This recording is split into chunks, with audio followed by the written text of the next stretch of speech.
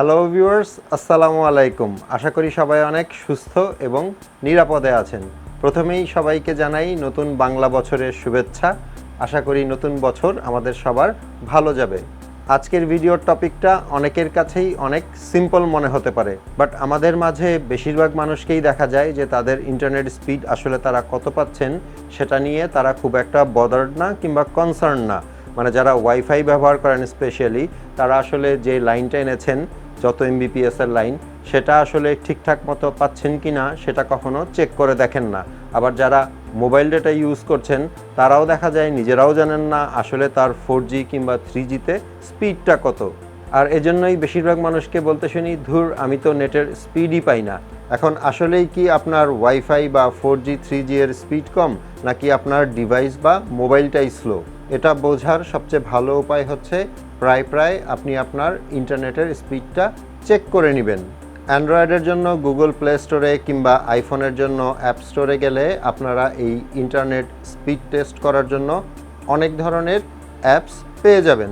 But আমার কাছে যেই অ্যাপটাকে সবচেয়ে ভালো মনে হয়েছে এবং যেটার রেজাল্ট রিলায়েবল, সেটাই এখন আমি আপনাদেরকে স্ক্রিনে দেখাবো। মানে সেটা দিয়ে আপনারা কিভাবে এই ইন্টারনেটের স্পিড চেক করবেন। হতে পারে সেটা ওয়াইফাই কিংবা মোবাইল ডেটার স্পিড। আর এখানে ব্যাপারটা কিন্তু এরকম না যে কত এমবিপিএস এর স্পিড আপনি পাচ্ছেন, সাথে আরও কিছু প্যারামিটার আছে যেগুলো আমি স্ক্রিনে দেখিয়ে দিচ্ছি। আপনার ফোন যদি হয় অ্যান্ড্রয়েড তাহলে গুগল প্লে স্টোরে চলে যাবেন, আর যদি আপনার ফোন আইফোন হয় তাহলে চলে যাবেন অ্যাপ স্টোরে। আমি যেহেতু অ্যান্ড্রয়েড থেকে দেখাচ্ছি, সো আমি চলে যাচ্ছি প্লে স্টোরে। প্লে স্টোরের যে সার্চ অপশনটা আছে ওখানে গিয়ে সার্চ করবেন ফাস্ট, FAST। এখন এখানে যে অ্যাপটা দেখতে পাচ্ছেন, লোগোটা একটু দেখে রাখুন। এই অ্যাপটা ইনস্টল করে নেবেন।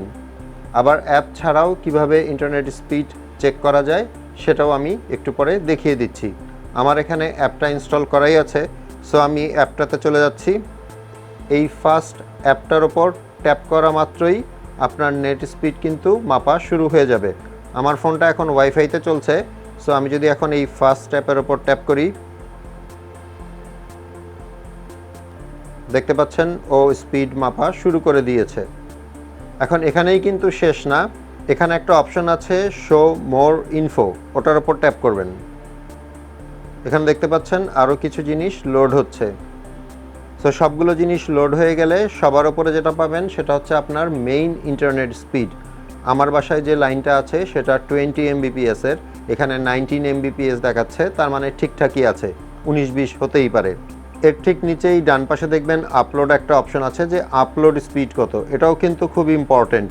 মানে আপনি যখন ইউটিউবে ভিডিও দেখছেন তখন কিন্তু আপলোড স্পিড কম থাকলে কোনো সমস্যা নেই, কিন্তু আপনি যখন গেমস খেলবেন বা মেসেঞ্জার, ইমো, হোয়াটসঅ্যাপ এগুলো দিয়ে অডিও কিংবা ভিডিও কলে কথা বলবেন, তখন কিন্তু আপলোড স্পিড অনেক ইম্পর্টেন্ট। আর তার বাম পাশে যেটা আছে ল্যাটেন্সির নিচে দেখছেন আপলোডেড এবং লোডেড দুটো অপশন আছে। এখানে দুটো নাম্বার দেখাচ্ছে এবং যেগুলো মিলি সেকেন্ড দিয়ে মেজার করা হয়। সো আমি টেকনিক্যাল এক্সপ্লেনেশনে যাচ্ছি না, এখানে শুধু একটা জিনিস মনে রাখতে হবে।